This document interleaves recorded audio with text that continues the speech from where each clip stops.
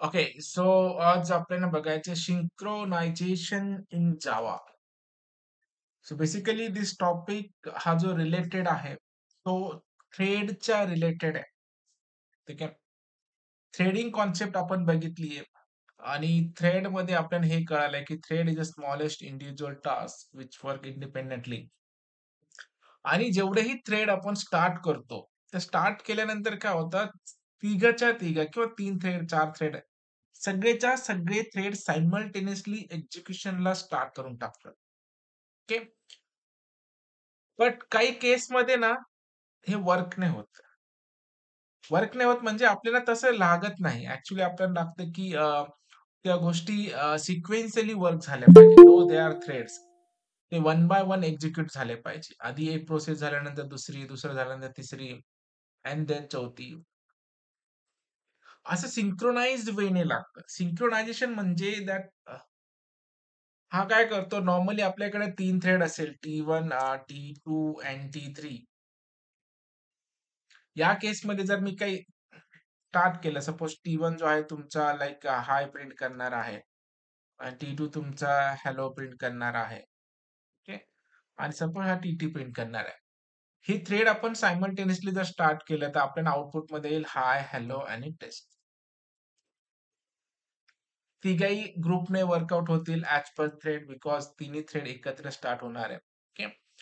But हेच जर तुम्ही फॉर एक्झाम्पल असं केलं, की पहिला टेबल तुम्हाला एक मल्टिप्लिकेशन टेबल प्रिंट करतोय, 5चा टेबल. दुसरा तुम्हाला 8चा टेबल प्रिंट करतोय आणि एक तुमचा आहे 9चा टेबल प्रिंट करतोय. ओके. टेबल प्रिंट करतोय. तर 5च्या मध्येच तुम्हाला असं आउटपुट जर आलं, 5 आलं, त्यांना लगेच तुम्हाला काय म्हणता येईल त्याला,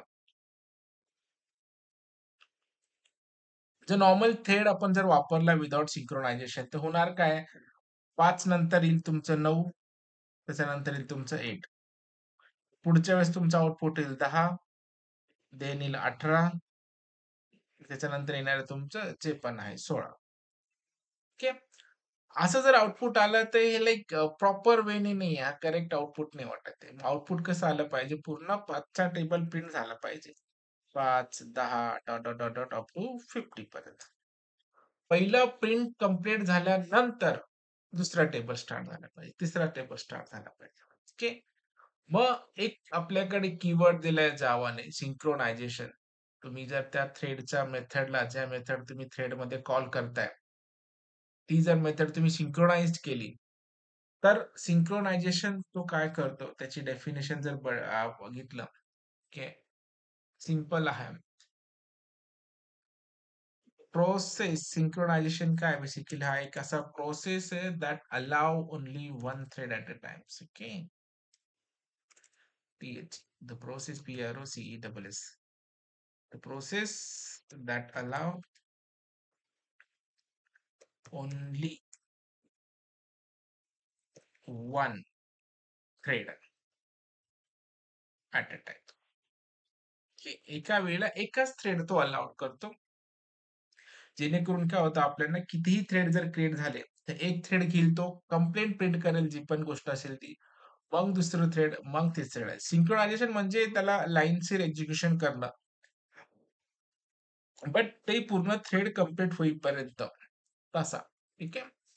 आता हे असं समजणं लाइक खूप ईझी वाटतं. त्याचा प्रोग्राम बनवायला गेलं का थोडासा लेंथी प्रोग्राम आहे. म्हणून आपण हा एकच प्रोग्राम आज घेणार आहे. ठीक आहे. आधी सिंपलसा आपण थ्रेड जनरेट करू. जे थ्रेडिंगचा प्रोग्राम आहे तसं. ठीक आहे. आतापर्यंत आपण काय केलंय क्लास बनवलं, एक्सटेंड थ्रेड केलं आणि एक्सटेंड थ्रेड केल्यानंतर त्याच्यामध्येच रन नावाची मेथड लिहिली होती आणि रनमध्येच आपण तो लूप वगैरे लिहिला होता. ठीक आहे. आता थोडंसं वेगळ्या वेने जाणार आहे आपण. ओके. आता आपण करणार काय एक मेथड बनवून घेणार आहे. तुम्हाला ज्या वेळेने आतापर्यंत आपल्याला माहिती आहे आधी आपण ते करूया. ओके. मग त्याला आपण आपल्या वेने इम्प्लिमेंट करू. ठीक आहे. सिंपलसं 3 थ्रेड बनवायचे. 2 किंवा 3 थ्रेड बनवा. सिंपल्स आपल्याला माहिती आहे. तर तुम्ही इथे सिलेक्शन तुमचं आहे, की एक्सटेंड थ्रेड करा किंवा इम्प्लिमेंट रनेबल करा. पण आपण एक्सटेंड थ्रेड करून ठीक आहे. SYN. ठीक आहे. सिंक्रोनायझेशन जावा. ठीक आहे. मेन क्लास इथे आला. ओके. ॲज युजुअल आपल्याला क्लासेस तयार करायचे जे पण आहे TH1 क्लास,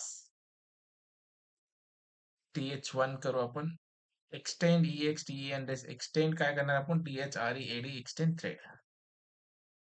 पहिला थ्रेड इथे क्रिएट झाला. ठीक आहे. थ्रेडमध्ये आपण काय लिहितो जनरली आपला एक मेथड लिहितो. कुठला मेथड येतो? पब्लिक वाईड रन नावाचा मेथड लिहितो. बरोबर? ही आपल्याला माहिती आहे. आणि या रन नावाच्या मेथडमध्ये आपण जनरली काय करत होतो? ज्या गोष्टी तुम्हाला करायच्या आहेत, त्या गोष्टी तुम्ही इथे काय करू शकता? एक्झिक्यूट करू शकता. इव्हन तुम्हाला काही टाइमर वगैरे द्यायचा आहे, ज्या पाहिजे त्या गोष्टी आपण रनमध्ये लिहित होतो. ओके. म्हणजे जेव्हा आपण याचा ऑब्जेक्ट क्रिएट करू, मग याच्यामध्ये जी गोष्ट आपण लिहिलेली आहे ती एक्झिक्यूट होत असते. सिंपलचा पण. ओके. आता मी इथे मेथड लिहित नाही. मी याला सिंपलचे असे 2-3 क्लास बनवतो. सिमिलर वेनेच लागणार आहे. जे पण थ्रेड आहे तुमचे TH1 झाला, देन तुम्ही ते TH2 करा. प्रत्येक थ्रेडमध्ये रन नावाचीच मेथड आहे लक्षात घ्या आणि ती आपण लिहितो पण आहे. ओके. त्याच वेळी आपण एक टेबल 3 पण बनवणार. सिंपल. जे आधी माहिती ते आपण करू. थ्रेड 1, थ्रेड 2, थ्रेड 3 आणि ॲज युजुअल आपण काय करतो तिन्ही थ्रेड बनल्यानंतर एक टेबलचा सॉरी प्रत्येक थ्रेडचा ऑब्जेक्ट क्रिएट करतो. तर आपण ॲज युजुअल इथे काय करणार आहे? ऑब्जेक्ट क्रिएट करणार आहे. काय करू आपण इथे thread thread thread thread TH1 T1 is equal to new TH1. Okay. पहिला थ्रेड झाला. चल. त्याच वेळी दुसरा थ्रेड आणि तिसरा थ्रेड TH1 TH2 TH3 1 2 3 इथे पण ते लिहा 3 आणि इथे लिहा तुमचं 2. का झालं? अरे क्लासचे नाव पण चेंज करतो ना आपण ऑब्जेक्टचे नाव चेंज केले. ठीक आहे. फाईन. सो बेसिकली 3 थ्रेड लिहिलेत आपण. Class extend thread, extend thread, extend thread. त्याच्यामध्ये रन नावाचीच मेथड लिहिली. तो रन नावाची मेथड पण आपण लिहिली. फक्त ते इथे चेंज असं आहे जसं की आपण या थ्रेडला आपण स्टार्ट पण करू शकतो. For example T1 dot start START start then त्याच वेळी T2 डॉट स्टार्ट आणि T3 dot start START start. 3 thread define केले, इनिशियलाइज केले आणि तिघांनाही स्टार्ट करून टाकले. आता त्या रन नावाच्या मेथडमध्ये आपण जनरली फॉर लूप वगैरे लिहित होतो आणि ते हे करत होतो. आता आपल्याला काय करायचंय, एक टेबल प्रिंट करण्याचा लॉजिकचं वेगळा क्लास क्रिएट करून घ्यायचा आणि त्या क्लासचा मेथड रनमध्ये कॉल करायचा. ठीक आहे? सिंपल. आतापर्यंत आपण याच्यातच फॉर लूप लिहित होतो किंवा याच्यातच लॉजिक लिहित होतो. आता तो लॉजिक न लिहिता आपण एक सेपरेट फंक्शन क्रिएट करणार आहे एका क्लासमध्ये आणि त्या क्लासच्या मधला फंक्शन या क्लासमध्ये कॉल. ठीक आहे? तो कसा करणार आहे बघा. इथे सिंपल आपण एक क्लास बनवून घेऊ आणि क्लासचं नाव मी TBL लिहितो. टेबल आपल्याला क्रिएट करायचं म्हणून. ठीक आहे? आता इथे टेबल बनवण्याचा एक मेथड बनवावा लागेल. तो पण पॅरामीटर आहे. जे नंबर आपण पास केला त्याचा टेबल त्याला प्रिंट करायचा. म्हणून इथे मी व्हाईड करतो PRNT प्रिंट TBL. जिथे तुम्हाला टेबल प्रिंट करायचं. ठीक आहे. टेबल प्रिंट करण्याचा लॉजिक आपल्याला माहिती आहे. तुम्हालाही माहिती असेल. इथे मी एक नंबर एक्सेप्ट करून घेतो N नावाचा. म्हणजे जो युजर नंबर टाकेल फंक्शन कॉल केल्यानंतर त्याला टेबल प्रिंट करायचं. मला टेबल प्रिंट करायचं असेल तर आपल्याला 1 to 10 नंबर लागेल आणि त्या आय ला आपण मल्टिप्लाय करणार आहे त्या एन सोबत. सिंपलचं लॉजिक आहे. For integer I is equal to 1 करायचं आहे. ठीक आहे. आणि I less than is equal to 10 semicolon I plus plus. हे आपल्याला आउटपुटमध्ये काय देईल 1 2 3 4 5 6 7 8 9 10. फक्त त्या नंबरला आपल्याला मल्टिप्लाय करायचं आहे आपल्या एन सोबत. मी आय इंटू काय करणार आपण एन. ओके. थोडा टाइम द्यायचा असेल तर आपण टाइम देऊ शकतो THREAD थ्रेड THREAD एडी थ्रेड डॉट स्लिप मेथड आहे. 1 सेकंडचा टाइम देऊन टाकू आपण.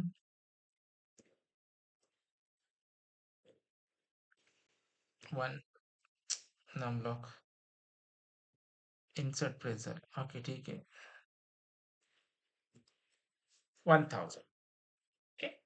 आणि ॲज युजुअल याला ट्राय कॅच आपण सराउंड विथ ट्राय कॅच करून घेऊ. ठीक आहे. इथे तुम्ही नॉर्मल एक्सेप्शनचा ऑब्जेक्ट लिहू शकता. Doesn't matter. इथे तुम्हाला पाहिजे त्या गोष्टी तुम्ही प्रिंट करू शकता. ओके. तर सिंपलसा एक आपण सेपरेट फंक्शन लिहिलेलं आहे लक्षात घ्या. टेबल नावाचं. ठीक आहे. आणि त्या टेबल नावाच्या फंक्शन मध्ये आपल्याला लाईक सिंपलसा एक टेबल प्रिंट केला. आता हा जो क्लासचा फंक्शन आहे प्रिंट टीबीएल नावाचा, तो आपल्याला या थ्रेड मध्ये कॉल करायचा आहे. ठीक आहे. मेन क्लासमध्ये नाही, लक्षात घ्या. आपण मेन क्लासमध्ये त्याला कॉल नाही करणार. आपण कॉल कुठे करणार आहे? इथे. ओके. म्हणून आपण ते काय करू, ज्या टेबलचा हे बनवायचं आहे त्या टेबलचा ऑब्जेक्ट इथे क्रिएट करून घेऊ. टेबल नावाचा क्लास आहे, त्याचा T1 नावाचा ऑब्जेक्ट बनवतो. ओके. म्हणजे याचा रेफरन्स इथे क्रिएट झाला. तुम्ही हे आहे कॉपी कन्स्ट्रक्टर शिकले ना, लक्षात आहे का कॉपी कन्स्ट्रक्टर काय केलं होतं आपण? कसं केलं हो होतं सर. आठवतंय का? काय पास केलं होतं आपण कॉपी कन्स्ट्रक्टर करताना? हम्म. त्या क्लासचा डायरेक्ट ऑब्जेक्ट पास केला होता, आठवतंय का? ओके. म्हणून आता आपण इथे एक कन्स्ट्रक्टर तयार करणार आहे, कॉपी कन्स्ट्रक्टर, आणि त्याच्यामध्ये त्या टेबलचा ऑब्जेक्ट पास करणार आहे. याने होणार काय, टीबीएल चा ऑब्जेक्ट पास करणार. आता हे दोघांचे नाव आपण ठीक आहे एकत्र ठेवलं तर आपल्याला इथे दिस वापरावं लागेल, नाही तर सिंपल आपण हे केलं तर this dot T one is equal to टी1. हा एक इथे कन्फ्युजन, इथे लक्षात आलं की हे काय करतोय आपण. आपण एक कन्स्ट्रक्टर वापरतोय. ठीक आहे. कन्स्ट्रक्टरचं नाव क्लासचं नाव सारखंच आहे, कुठल्याही डेटा टाइप नाही. याच्यामध्ये डायरेक्टली कॉपी कन्स्ट्रक्टरचा कन्सेप्ट वापरतोय. म्हणजे जो वरचा क्लास आहे त्या क्लासचा ऑब्जेक्ट आपण पास करतो. ठीक आहे. लक्षात येतंय का? ओके. हो सर. हा, हे रेफरन्स क्रिएट केल्यामुळे आपल्याला त्याच्यातला हा जो मेथड आहे त्याला कॉल करता येईल. आणि तो मेथड आपण कुठे कॉल करणार आहे? इथे. T1 डॉट कुठला मेथड आहे तो? Print table. आणि याच्यामध्ये एक नंबर पास करून घेऊ. फॉर एक्झाम्पल 5चा टेबल पहिले प्रिंट करायचं. ओके. आपण जर हे नाही केलं तर वर्क होईल का, तो पण एक चेक करून बघू. वर्क तर होतंय पण त्याला ती त्याच्यातले सगळे फंक्शन याच्यात ऍक्सेस नाही होणार. एक मिनिट बिना याचं पण आपण रन करून बघूया. ओके. पहिल्या थ्रेड मध्ये 5चा टेबल प्रिंट झाला पाहिजे. तीनही थ्रेड आपण असे रन केलेलाच आहे. चेक करून घेऊ. एरर एरर एरर एरर काय म्हणतोय तो, एरर काय आहे तो बघू. th1 is already defined. कुठे डिफाईन केलं आपण? दोनदा th1 झालंय का? ओके. सो thr1 करतो मी. हा पण डिफाईन्ड आहे का? अरे बापरे. Double thr. असे किती काय गोष्टी डिफाईन करून टाकलेल्या आपण. ts double r double d या नावाचं त्यांना नसायला पाहिजे.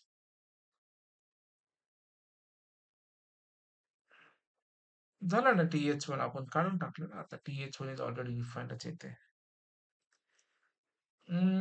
क्लासचे नाव th1 अजून हा इथे पण बरोबर. सो ह्या बरोबर आहे. th एवढं काही करायची गरज नाही. डबल टी एच डी करा. हा नाही डिफाईन्ड आहे ना? नाही. ठीक आहे. सो ह्या क्लासचा ऑब्जेक्ट इथे बनवा. th1 कुठेतरी यूज झाला असेल त्याच्यामुळे तो येतो. ठीक आहे. केला. अजूनही एरर आहे. TH1 is already define. अरे भाई TH1 आता कुठे आपण यूज केला आहे? TH1 अजून कुठे दिसतंय का वापरलेचं? नाहीये. थांबा रन करून बघू. रन ॲज जावा ॲप्लिकेशन्स गेला का? नाही.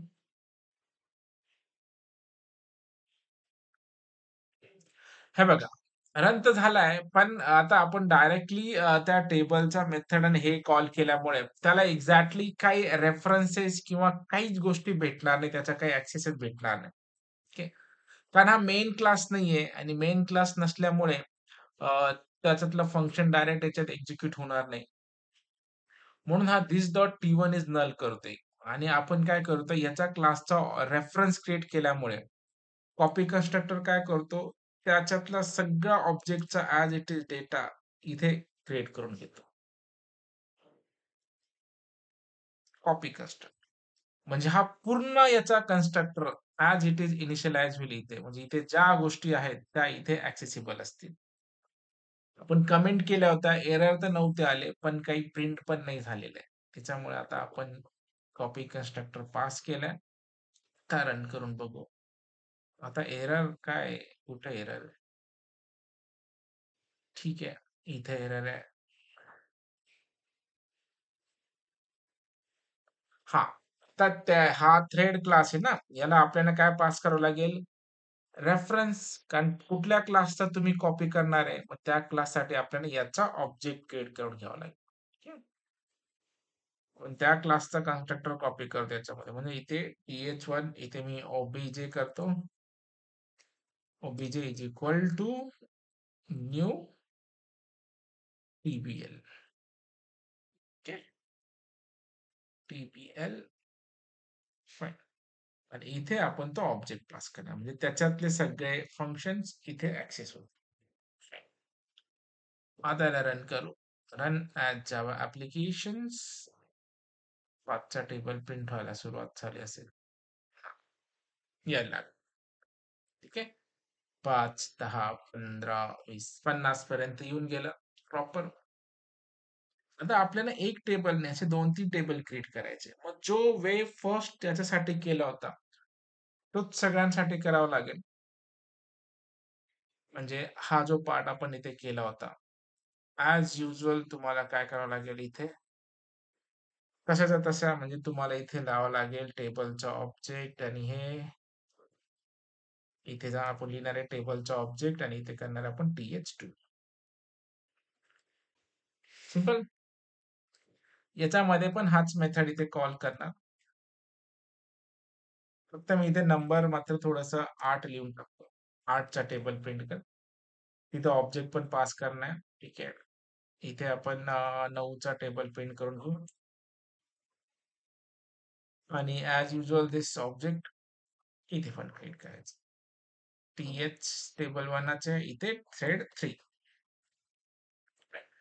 आणि दोनही थ्रेड मध्ये आपण काय करणार आहे याचा object as a reference pass करून घेणार.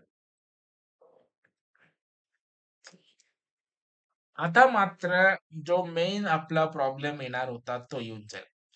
आता 3 थ्रेड इंडिव्हिज्युअली वर्क झाले. आता आपण फक्त याच्यात चेंज असं केलंय रॅदर दॅन रन मध्ये डायरेक्ट मेथड लिहिता, तो एक वेगळा मेथड लिहिला.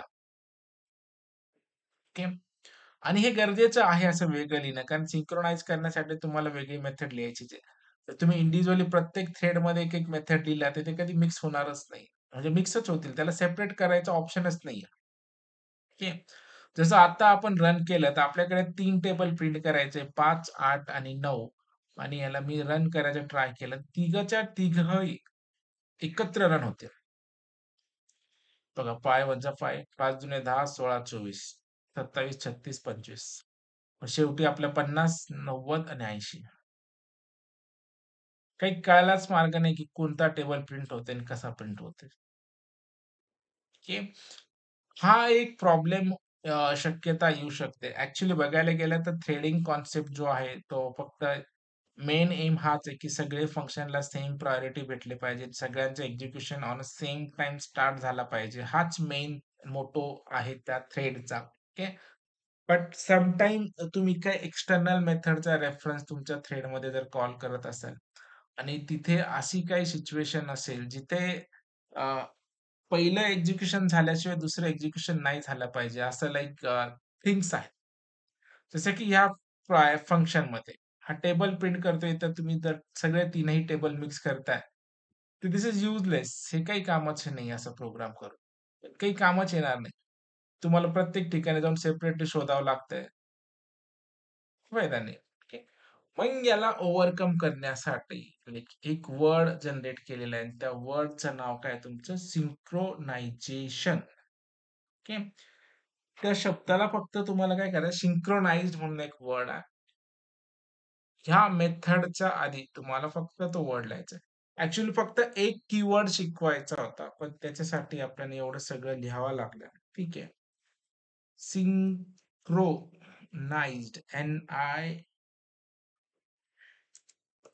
NIZED सिंक्रोनाइज स्पेलिंग चुकली नाही तर हायलाइट झाला असता. SYNCH सिंक्रोनाइज चला. ओके.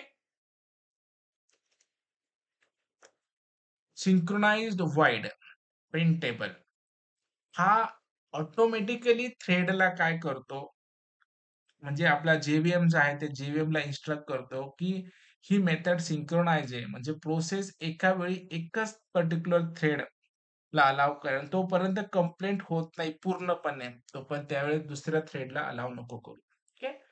फक्त एक कीवर्ड लावला. आता बघा, जे मिक्स आउटपुट येत होतं आपल्याला, तो सिम्प्लिफाय का होऊन जाईल. पहिला थ्रेड जो स्टार्ट केलाय, त्याला पूर्ण कंप्लीट होऊ देईल. म्हणजे 5, 10, 50 आधी येऊन जाईल. मग त्याच्यानंतर तुमचा सेकंड चालू होऊन जाईल 9चा. ठीक आहे. इथे ॲज युजुअल स्टार्ट झालेला आहे. ओके. 9, 10, 90 झाल्यानंतर परत तुमचा जो स्टार्ट होणार आहे, तो पार्ट चालू होईल 8च्या table whatever that is 8 tables. Okay. तुम्हाला सेपरेशन पाहिजे असेल तर ह्या लूपच्या नंतर तुम्ही एक अशी सेपरेट लाईन प्रिंट करू शकतात as usual SY, okay. For line separations बाकी काही नाही. ओके. फॉर लूपच्या नंतर करा, नाहीतर प्रत्येक वेळी हे लाईन प्रिंट होईल तुमची. मग ते काही मजा नाही त्याची. नाही, ठीक आहे. परत रन करा. 5, 10, 15, 20, 25, 30, 35, 40, 45 आलं? That's it.